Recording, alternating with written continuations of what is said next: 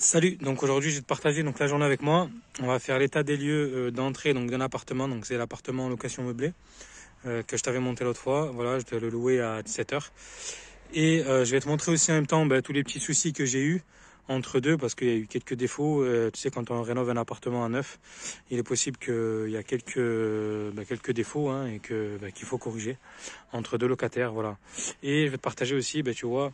Là, donc ça c'est mon immeuble, je te le montrerai la prochaine fois. Je dois tout nettoyer ici, là. Tout ça, je dois tout couper. D'accord? Tout ça, je dois tout nettoyer parce que bientôt ils vont faire l'isolation à l'extérieur. Ils vont isoler tout ce mur. Et si tu veux, ils doivent mettre les échafaudages ici. Donc c'est à moi de tout nettoyer ici, tout là. Voilà. Donc allez, je vais couper ça et après je te reprends. Allez. Tu vois, j'ai tout ça aussi. Tout ça dégagé, à couper à la tronçonneuse. Puis de tronçonneuse électrique. Tiens, j'ai l'arbre aussi là. Tout c'est là ce qui va jusqu'en haut. Tu vois, tout ça. Il y a du bordel.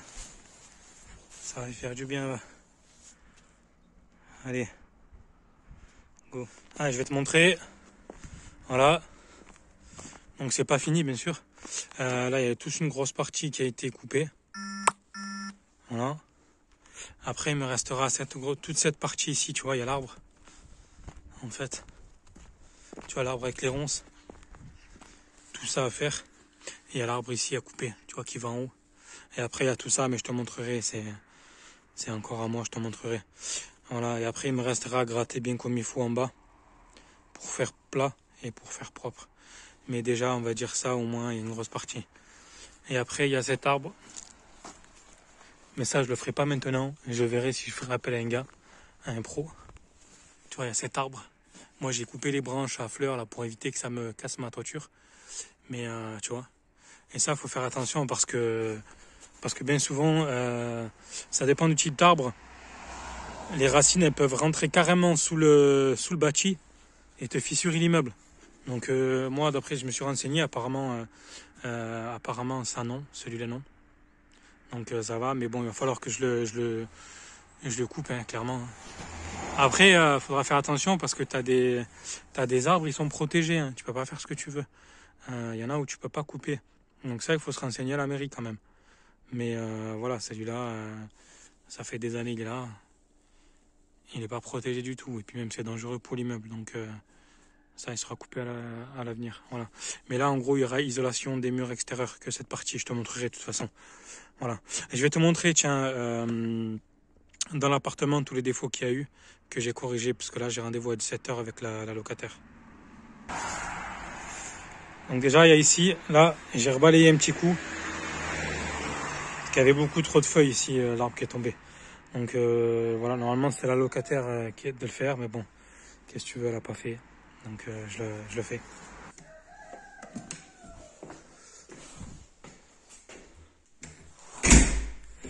Donc ici, il y avait 2-3 défauts. Je vais te montrer. Alors ça, c'est ma faute. Enfin, c'est ma faute. Là, ici, j'avais une fuite. Ici, là, on voit mal. J'avais une fuite ici, ça goûtait. Et du coup, c'est corrigé. Donc ça, bien sûr, ça n'a rien à voir avec la locataire, c'est dans le montage. Ça peut arriver, encore une fois, comme je t'ai dit. C'est possible que quand tu mets en eau, il y a des fuites. Mais voilà, là, c'était du goutte à goutte. Donc, voilà, c'est corrigé. Alors ça, il y avait ça aussi. La prise, alors ça, c'est carrément un locataire qui l'a cassé. Enfin, parce que c'était vraiment cassé. Moi, je pensais que c'était juste éclipsé. Donc, du coup, j'en avais un autre. Donc, j'ai remis un neuf. Tant pis. Donc là, je peux pas m'amuser à lui réclamer parce que, dans l'état des lieux de sortie, j'ai noté comme quoi que c'était conforme. Mais bon, ça m'a pris 5 minutes. J'ai fait, tant pis. Prochaine fois, je ferai plus attention. Il y avait là aussi. Là aussi, le bouchon qui était mal serré. Donc voilà, j'ai resserré un petit coup. Là, le tableau, j'ai fait rajouter une terre neuve Tu vois, il y a des traces, je vais nettoyer un coup l'éponge, je sais pas ce qu'il y a eu. Je pense que c'est à mon avis la perceuse. Et puis je vais reboucher aussi ça, parce que ben, il y a le passage d'air. La terre, tu vois, je vais reboucher aussi comme il faut, parce que bon. La terre, c'est très important, c'est obligatoire. Moi, le diagnostiqueur, quand il est venu, il m'a dit ta terre, elle est pas bonne. Donc du coup, j'ai fait venir un électricien, il est venu. Il s'est repiqué carrément sur du neuf. En bas, il a percé en bas carrément la terre. Il a mis un piquet d'1 mètre, je crois. Et il est revenu tirer ici le câble, ici de terre, tac tac. Et s'est rebranché directement au tableau. Voilà. Ça, je te conseille, c'est que faut pas jouer avec ça parce que si demain tu as des surtensions ou autre, ça protège le locataire, ça évite que le courant vienne carrément dans le corps, hein, dans le corps humain. Donc, j'ai fait rajouter ici un sous-compteur en attendant. Alors ça, c'est pareil, je veux pas t'en parler pour l'instant, mais il y a des petites nuances. Voilà, il y en a qui disent si on peut, il y en a qu'on peut pas, etc., etc. Je t'en parlerai, mais voilà, le sous-compteur, parce qu'en attendant, le compteur prêt. En attendant, sur l'immeuble, il n'y a qu'un seul compteur, donc ben, un sous-compteur, c'est toujours intéressant d'en mettre un. Après, alors là, tu vois, ça brille. J'ai fait faire un petit coup, j'ai remis un peu de la pâte ici et là-bas, parce que c'était enlevé. Donc, bon, ça va sécher, hein, c'est brillant, mais tu vois, ça, c'est vrai que ben, j'aurais dû la changer complètement. J'aurais dû mettre une latte neuve. Je pense qu'à l'avenir, je le ferai. Parce qu'elle est vraiment bien abîmée et ça fait pas joli, quoi. Voilà. Mais ça, c'est pas le locataire, hein. Ça, c'est parce que, ben voilà, c'était déjà abîmé. Je vais te montrer.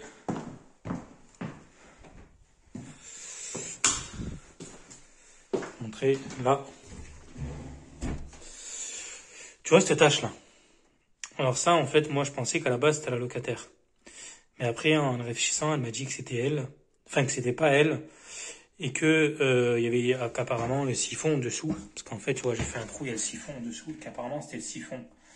Et effectivement, ben, le siphon, il goûtait un petit peu. Du coup, c'est venu ici. Et ça a taché, ça a gonflé un petit peu le meuble. Donc là, ben, bien évidemment, tu peux pas le prendre en compte. Tu peux pas lui enlever du dépôt de garantie parce que ce n'est pas sa faute. Donc voilà, ben, c'est corrigé, j'ai resserré un petit coup.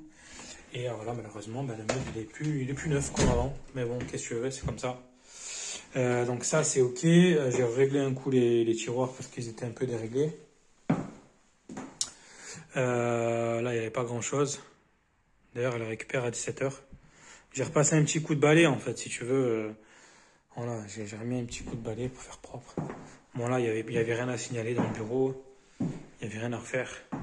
Voilà, il y avait 2-3 éléments, comme je t'ai dit, le siphon là-bas, en dessous du meuble. Passer un petit coup de balai dessous, un petit coup sous le lit, que j'ai refait, histoire que ça soit clean. J'ai refait cette partie ici. Dessous le siphon, j'ai réparé la fuite. J'ai changé la petite prise. J'ai resserré un petit coup ça et j'ai remis ici une bonne terre. Là, je vais nettoyer, tu vois, il y a des traces noires. Je suis sûr que je sais pas si c'était avant, c'était électricien. Enfin bon, c'est pas grave. Je vais mettre un coup d'éponge, ça va partir.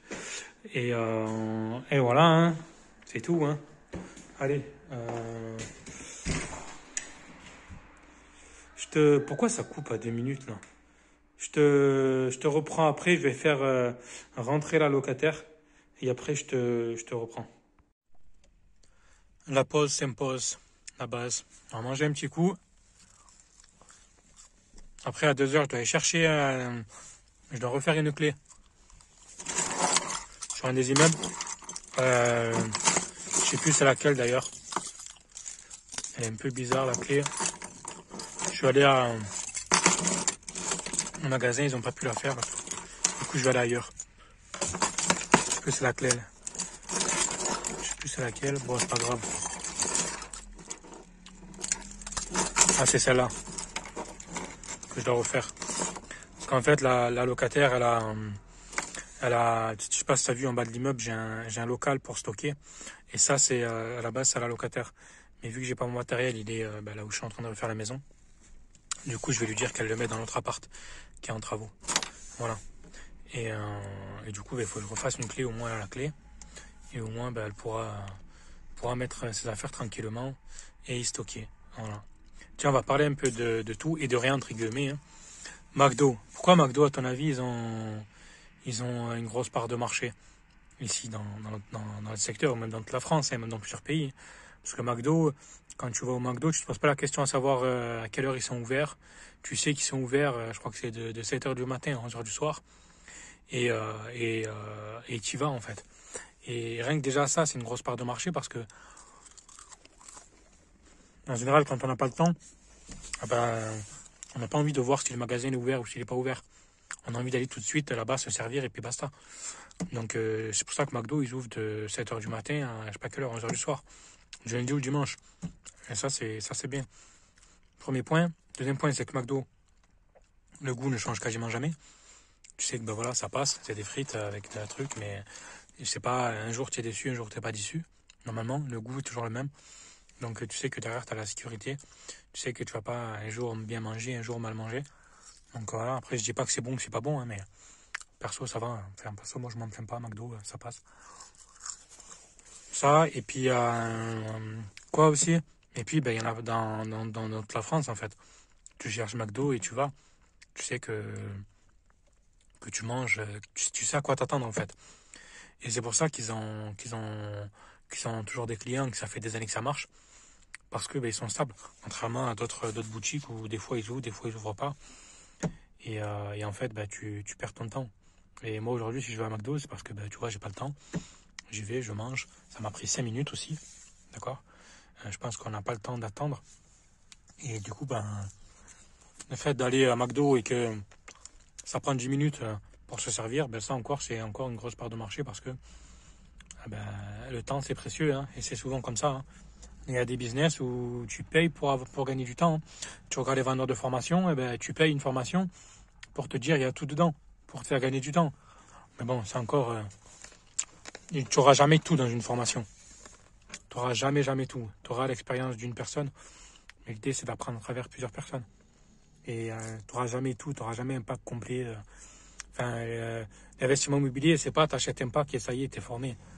T'es formé en permanence. C'est sur le terrain. C'est du cas par cas. Il y a des choses que tu vas pas voir dans une formation.